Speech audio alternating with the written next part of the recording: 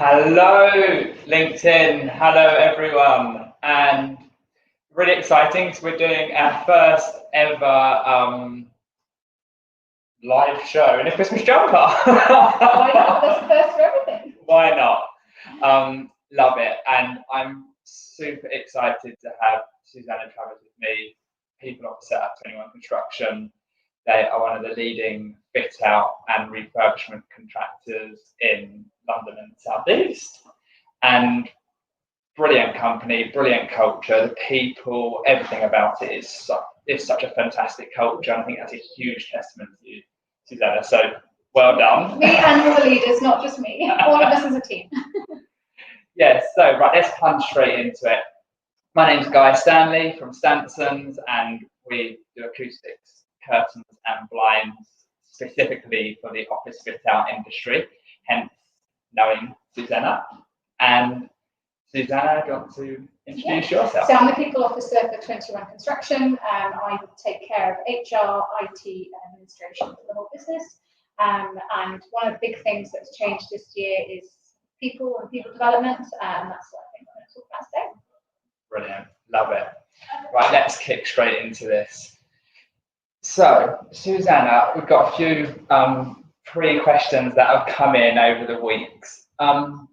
What challenges has COVID really caused around learning and training? Because there's so much sort of untangible, on-site, bumping into each other, seeing how things are done, and there's so much more remote working or less people. And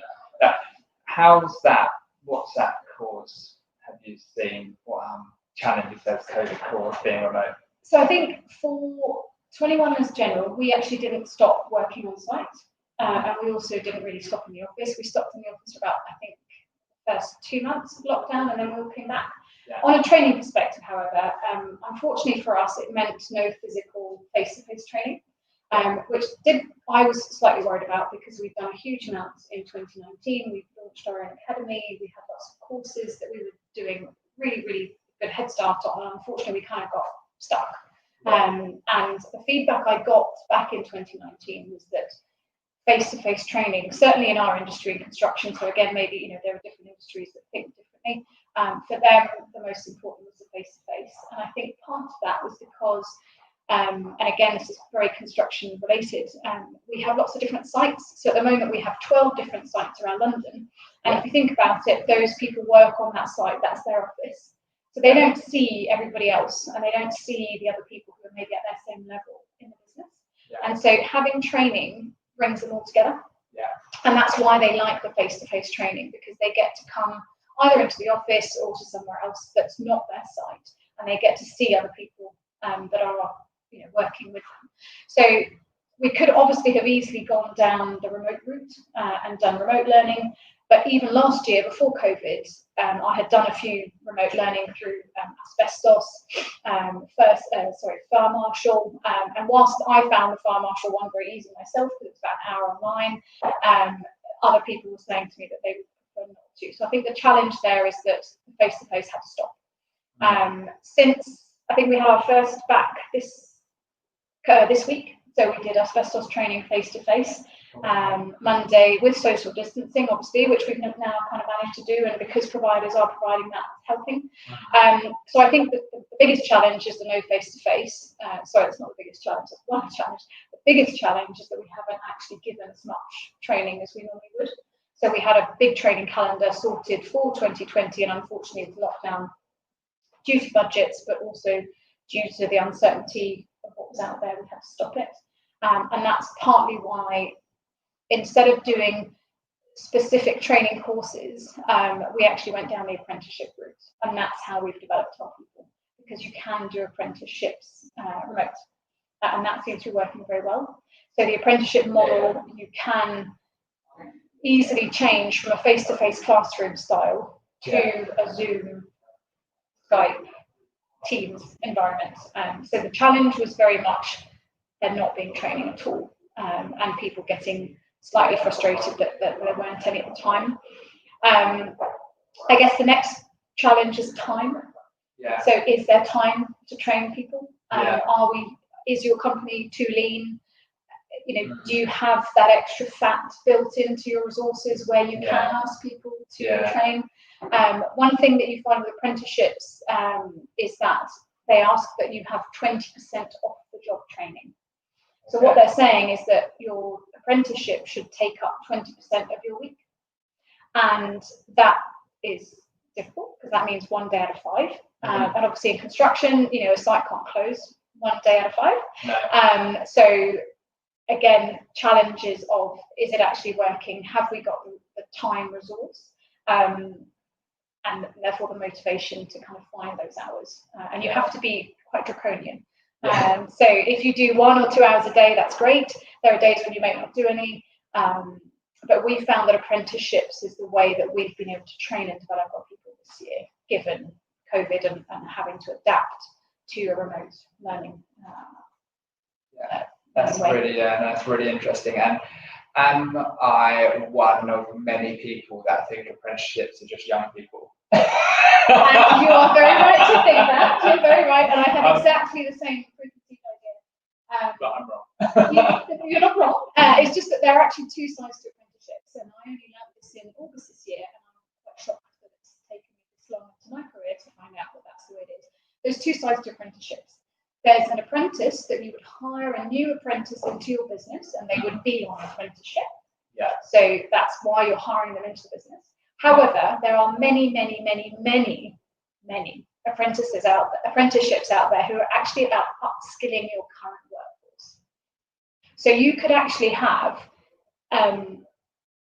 your workforce could be upskilled via an apprenticeship that we'll speak later on in the talk about how much it will cost you, but essentially nothing. I'll explain that later why it's nothing. But essentially you can give pretty much the same course and the same quality of course as an apprenticeship, rather than a course that would be given by an outside trainer who would come into your business and give it, if that makes sense. So actually you must look at I've now looked at apprenticeships in a very different way. There's earning whilst you learn, which is you bring in a new person into your business to have an apprenticeship. But there's also many apprenticeships out there, again, even in construction, because we're in construction. So I've now got apprentices who are over office, who are doing a leadership apprenticeship, and others who are doing construction-related apprenticeships. Some are construction-related and others are commercial-related, so money. So delivery on site and project management and money.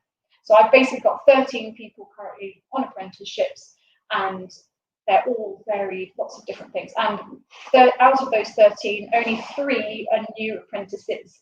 So 10 are already people who are working in my business, but now we're upskilling through apprenticeships rather than me trying to find an external course that could be given. There are so many apprenticeships out there that you can easily find the level you need, the type of apprenticeship and skill you need.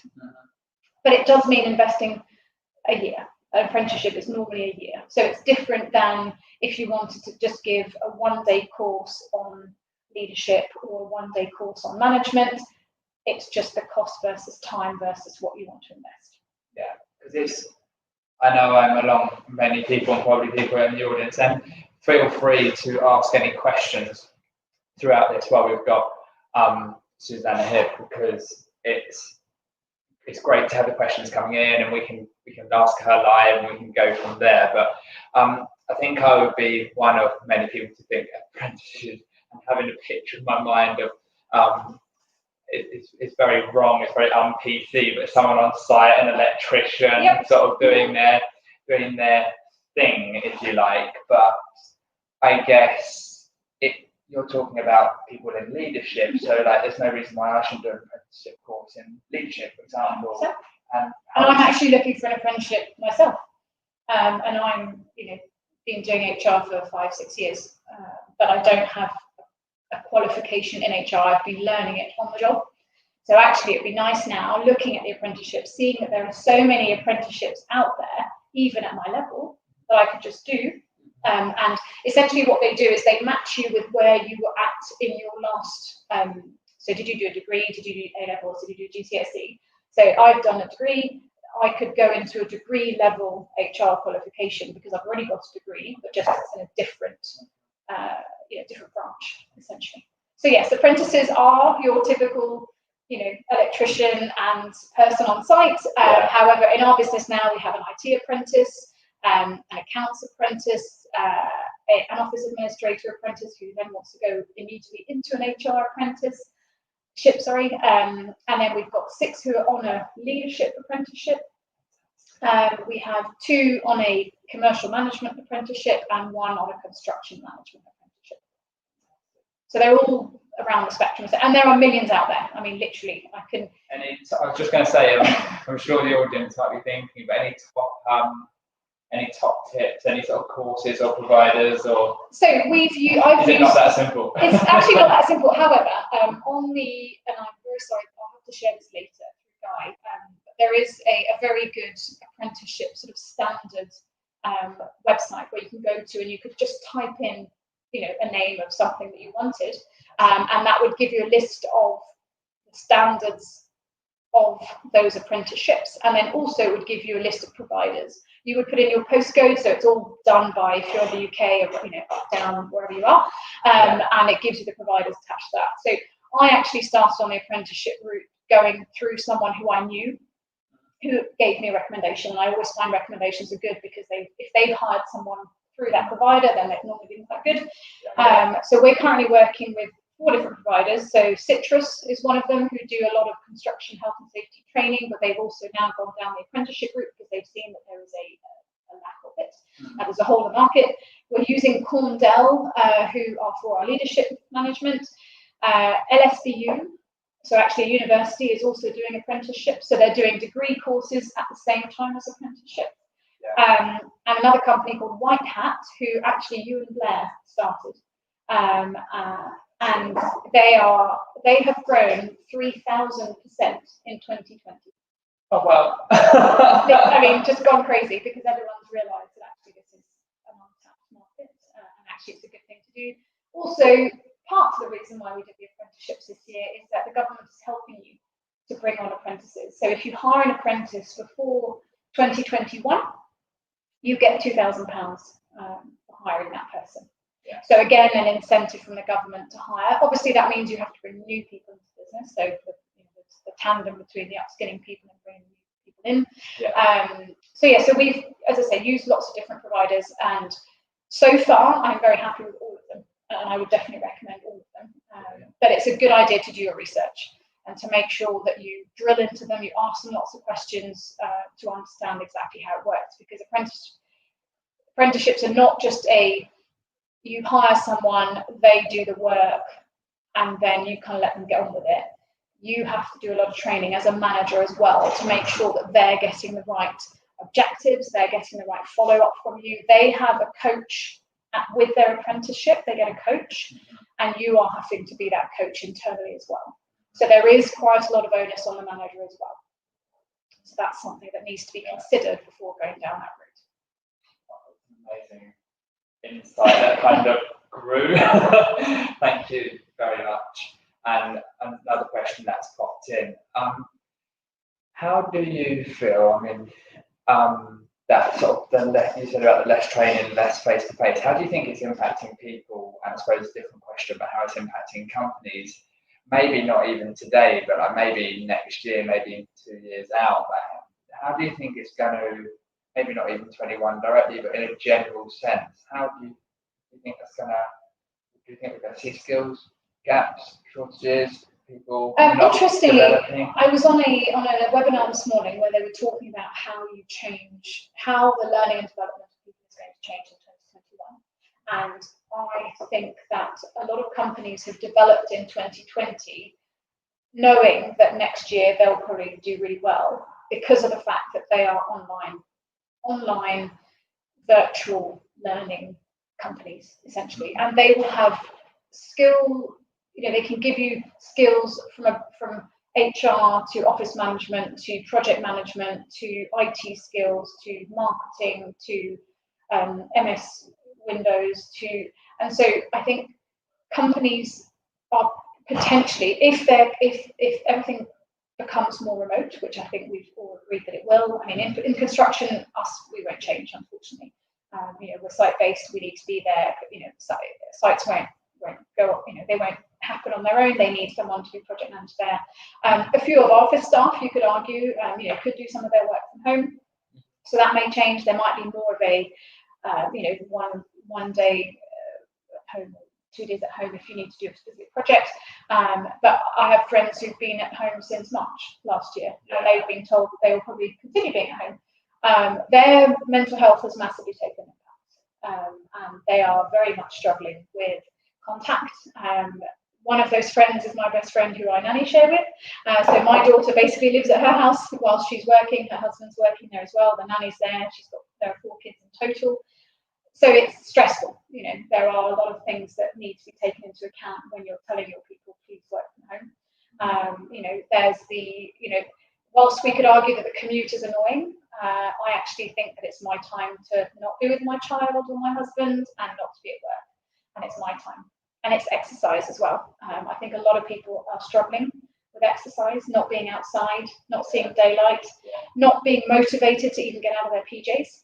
And I think now everyone's probably found a routine. It's been going on since March, so I'm sure that by now companies have got better at either introducing, healthy morning videos or whatever. Everyone's got their own routine, but I do think that mental health has had a huge impact, has taken a huge toll.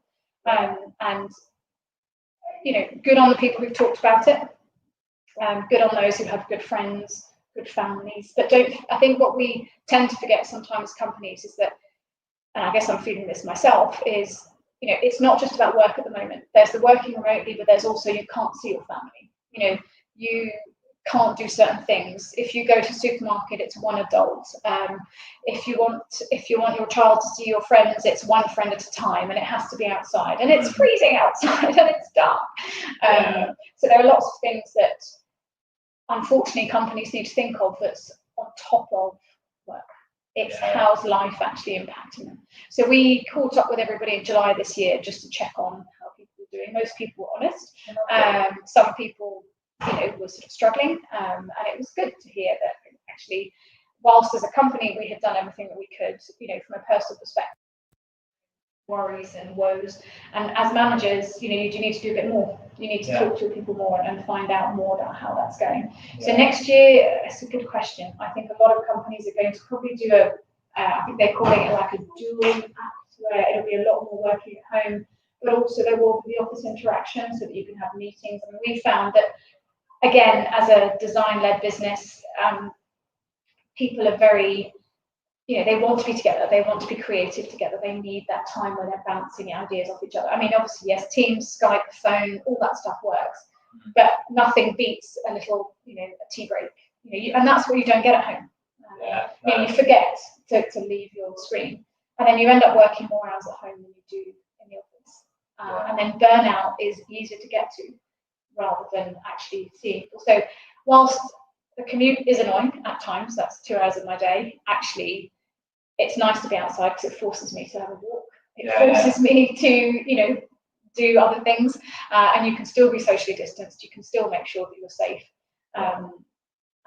So I think there's a lot of challenges, but I think they are people related, and they are very much mental health related next year. And I think the development of people will also go into that.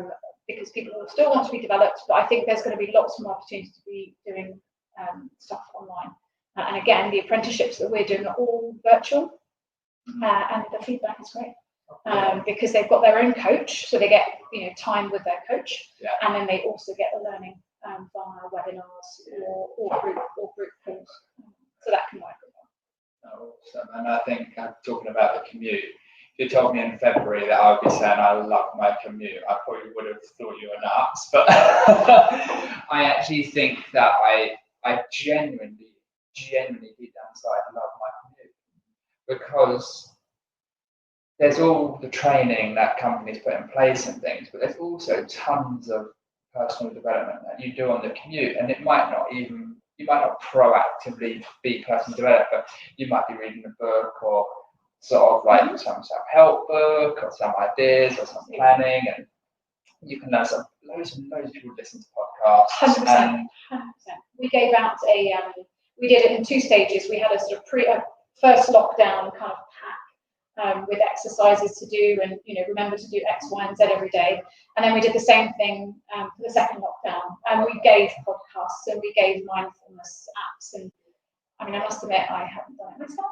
However, but I think it's because I've got the commute, and because I've got so much at home, and still, for me, things haven't really changed. They're not very different.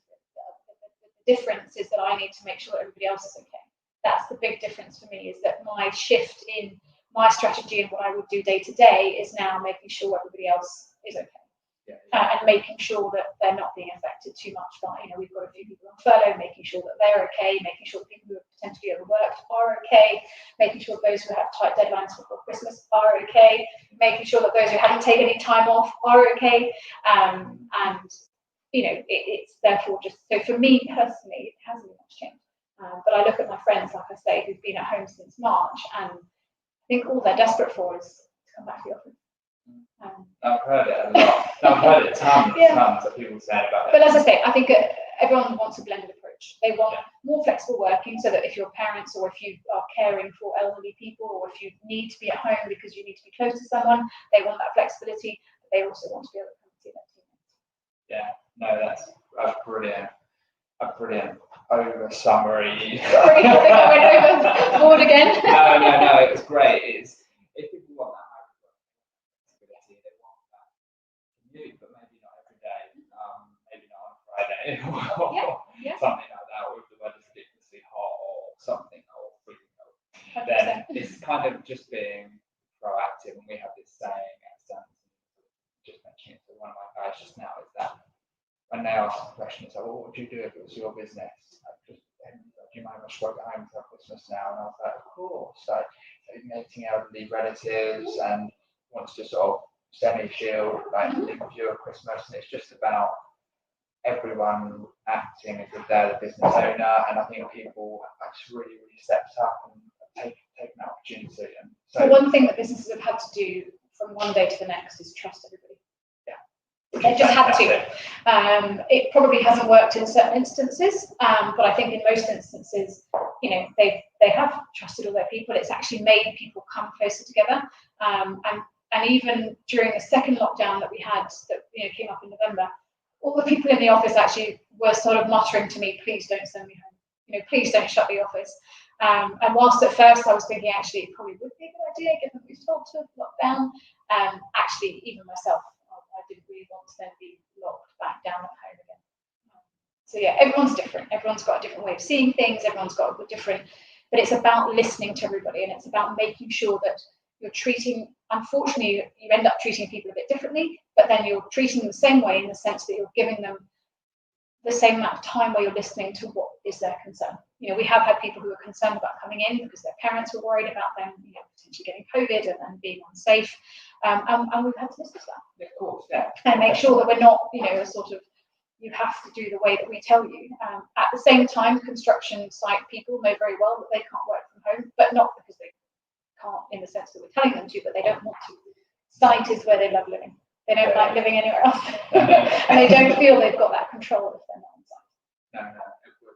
A lot of the site-based teams are obviously just doing the work, it's a demand, and then obviously they're not as connected, are they? So, no, that's really great. If anyone's joining in, everyone's just joining now, then please fire any questions. We've got Suzanna Travers from People Officer from 21 Construction, and she's answering questions around all things people, our most important and valuable asset. Kind of new phrase.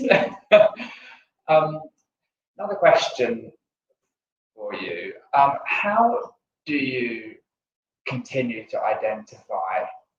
I suppose identify is a really big word, and grow and develop your team. So it's not just about, it's about who to identify and what they need to do. Do you know what I mean? Like, so you said yourself, have you guys almost identified a need in yourself, like, or a desire to have a HR sort of training and apprentice?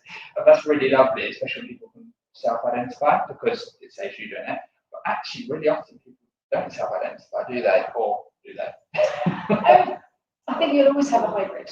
There's always going to be people who always want to learn, and therefore they're always going to look at where are my gaps, and they're going to be quite good at identifying where the gaps are and that they want to continue learning from those gaps.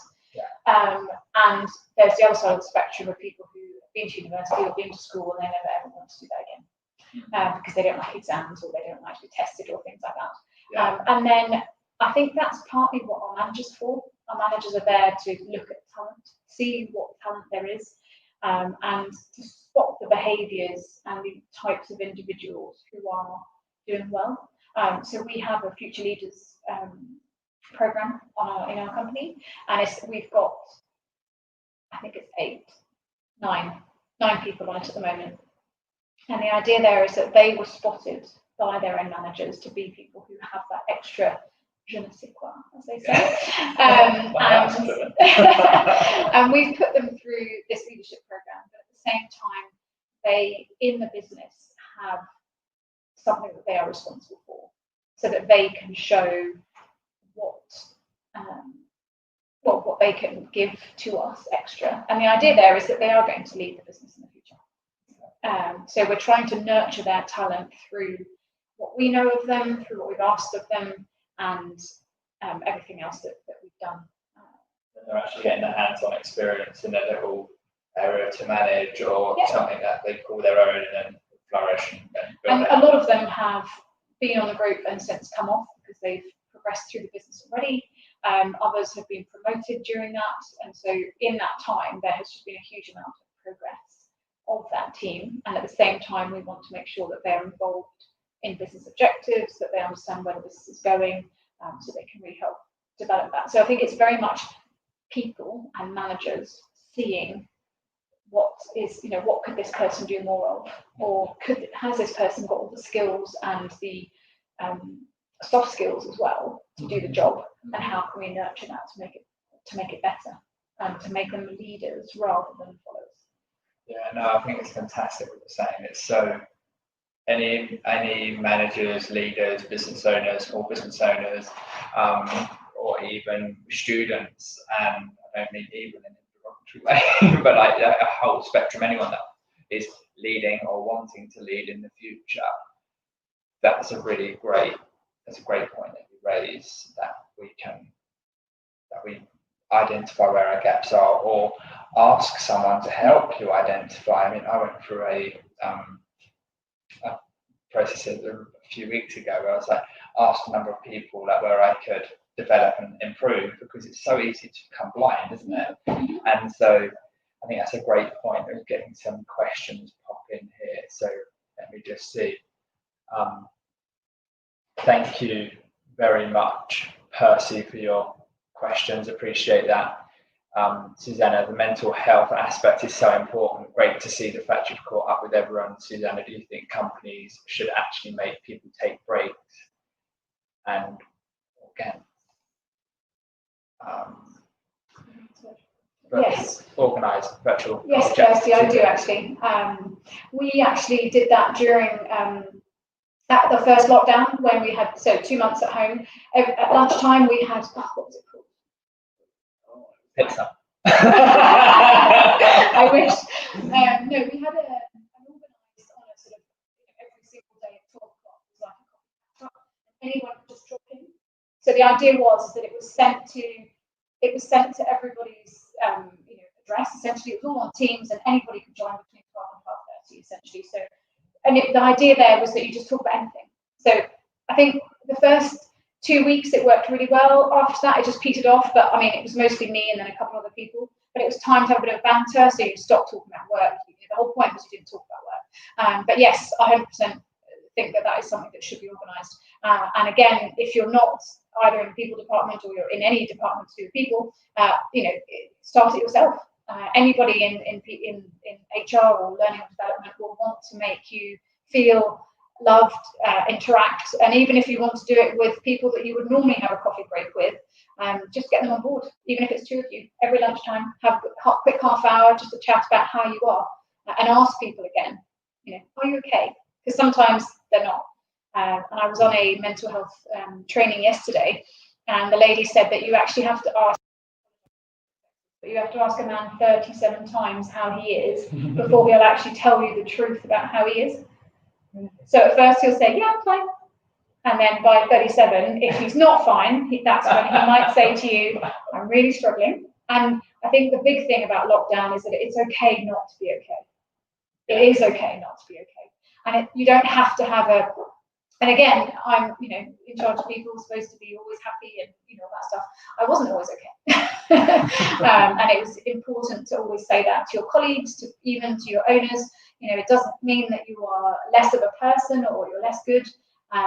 It's just, it's a fact of life. And it's very important to be honest. Because if you're not honest, then it's going to be difficult to anyway. No, I do. No, it's absolutely fantastic what you're saying. And also just to add on that about the virtual coffee chats, Percy, we at 7:30 every morning we have a half an hour just with our teams. That's when they normally start because construction starts early, which I know not everybody does. But we have a Teams call, which we still join. Like today, it was sort of 2 people on it, and so it wasn't that many, but we still run it today. And people do come and go. We see different faces coming and going. It's just like a coffee chat, and we do talk around work, but quite a lot of it's just like, hello, how's it going? What are you doing today? Where are you? And then if you notice that someone's not on it a little bit, I'll just drop them a note saying, hi, how's it going? Oh yeah, fine, I just left or whatever, do you know what I mean? Which is fine as well. It's not about, I don't sort of send a message at 8 o'clock, it's sort of like 9, 10 o'clock, drop them a note like, hi, I'm hoping you're okay. Or it might be like, yeah, had lots to do, didn't want to come on, which is fine, but it's just having that accountability, but not making people feel that they're being watched. So the accountability of well-being, not on, are you doing a job? So different kind of accountability, but that's a great question. And moving on, do you think trust has increased or decreased between employer and employee since lockdown? Probably been a huge variation between companies. I was going to say, I can only talk for myself, Percy. In our time, I wouldn't say it's necessarily decreased or increased. I'm the same in the sense that we've always trusted our people. We've always trusted them to do their job. We've always trusted them to, do what's best for us. We never look at, their clock. We never look at what time they leave, what time they start. It's more about what they produce. And as long as what they produce is good, we're in a really good place. If what they produce is not so great, we don't straight away think, oh, there's a performance issue there, or they haven't worked enough hours, or things like that. We just try not. There are some times when I'll take my husband as an example. He's been working flat out for 6 weeks now, every night, every weekend, and he's at the end of his tether. And his work, I'm sure, is suffering. Obviously, I don't know how to check his work, but I think his work is probably suffering. And so I think there are times when even if you feel that maybe there is no trust because they're not doing the work enough, it's trying to understand why there might be a problem. And there might be a deep-rooted issue of really feeling lockdown getting to them, COVID getting to them, or maybe there's a problem at home, maybe they know someone who's had COVID, and it's trying to get down to that root. If obviously there is no other issue, then that's different. But I would say that in general, for us, it's been the same, but there was absolutely an increased trust when they weren't here, because going from one day where you see everybody to the next day where you see no one and you think, what are they all doing, is difficult. And I think as any business owner, it's difficult to do that. But there are so many ways that managers can interact with their teams. And if as far as I'm concerned, if the output is there, and if it doesn't matter if they work 2 hours that day, if they've done what they need to do, and at the moment there's not much, and then the next day they're going to work many more hours because they still have to do the same report or a different report, then for me it's the output the most important. But I can't talk for all.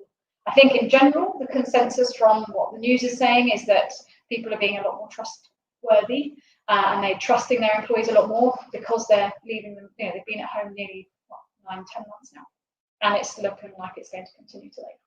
Yeah, I think just from our perspective, it's the same. That we've always had really great, really strong trust because that's who we hire and who we have in the team. But it's just been an opportunity for teams to demonstrate that, even though we knew it was there. It's just been the good getting better sort of thing.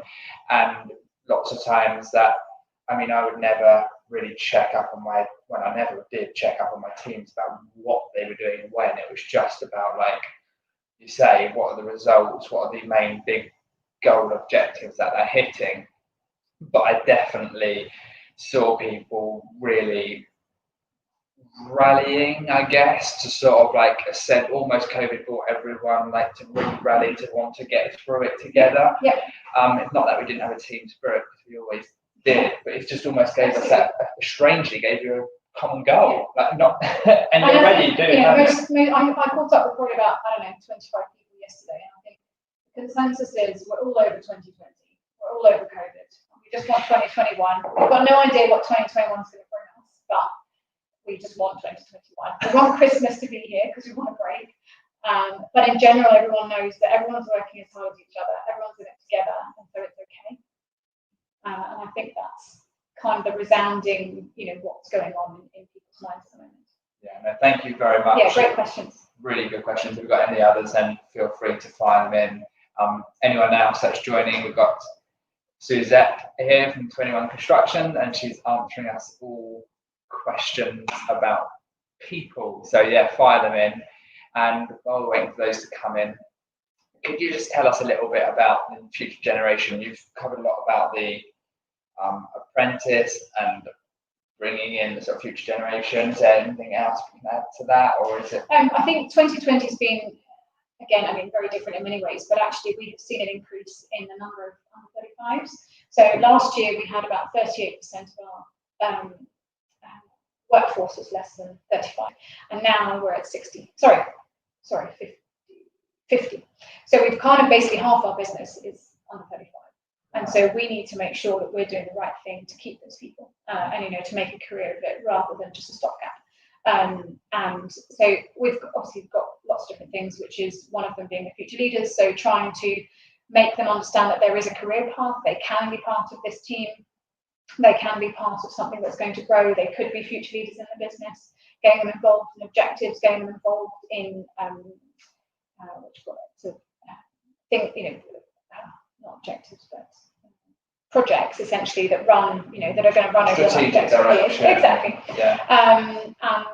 Apprenticeships, I think, is a really big one that I'm going to be using. So, when these apprenticeships finish that they are now on, is what's next? Is there anything else that they want to do? Is there anything that whilst they did that apprenticeship, they found that there's a skill that is still lacking? What can we do? I also have a forum at 3:00 today with our project managers. A lot of them are also very experienced people, and I want them to mentor our young generation. So again, having the more experienced people in the business, mentoring those who have less experience so that they can learn from them as well. We all know that learning from a classroom is great, but you also need to learn on the job, and you also need to learn from people who've got that experience. And so doing that together, I think can only be successful, really. I'm personally, the placement year I did at university showed me exactly that everything I was learning in the classroom was great, but learning it on site, doing it was so much more important. So we've got a combination of placement students at the moment who will hopefully come back after their final year. We've got apprentices who, again, if they go well, then we would keep them going into other apprenticeships, and then we also have graduate trainees. So those graduate trainees again have come from university. So again, then it's very much about giving them the skills on site. Yeah. So we want to use the mentoring, we want to use the future leaders' skills, and we also just want to use any tool that we have, really. And I guess 2021 will probably bring new ways of learning, new ways of getting new skills, and also through the apprenticeships they're in a cohort with other businesses, so they're learning about how other people operate as well, which is working really well. Yeah, and do you find the future generation learn differently? Yes. Sorry, that just came to my mind. I thought we've got 50% under 35. I wonder if the other 50%. We're all different, aren't we? Yeah. We've all got our own little quirks. We all know that the current generation is very all about technology. So anything like podcasts, anything like a webinar, anything that's online will probably be a lot more comfortable done by them than the older. And I think the older generation, without saying old, because that's not true, the more experienced generation, they much prefer face-to-face. Exactly. Exactly. They much prefer face-to-face training. So are they learn differently? Yes. I think again, there's skills that are needed and that are potentially still gaps that would have been the same gaps a few years ago with other young generation will be exactly the same. Right.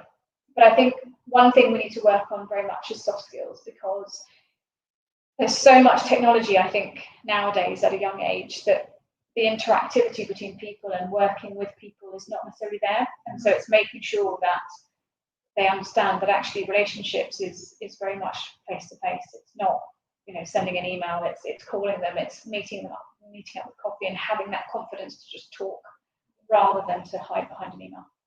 Yeah. So those are skills that we need to teach, I think, differently than we would have probably 3 or 4 years ago. So it's kind of like the sort of legends about embracing technology and the young guns about embracing the experience and the face to face that the legends have picked up. Very much, and that's why each can learn from each other, and that's why we want them to learn from each other. That's why you've got both in the company. Exactly. Yeah. It's a lovely mix, isn't it? Yeah. No, that's very well. Good. Well, I don't know if there's any other questions, anything else you wanted to add, but I think it's been absolutely fantastic. Thank you very much for joining us. My pleasure. It's lovely to be here. Thank you so much. And thank you everyone for joining us. It's been a brilliant 41 minutes. I think I've learned a ton. Time always flies. Doesn't it just? And thank you for joining us on our first Christmas Jump of Mutual Workplace webinar. My name's Guy Stanley, and anyone who's just joining or been recently on, company is Stanson's Group. We do acoustics, blinds, and curtains specifically for the office fit out sector. And I had Suzanna with me, people officer from 21 Construction, the leading fit out and refurbishment contractor for London and the South East. So with that, I'll finish off and we'll catch you again in next time. Thank you.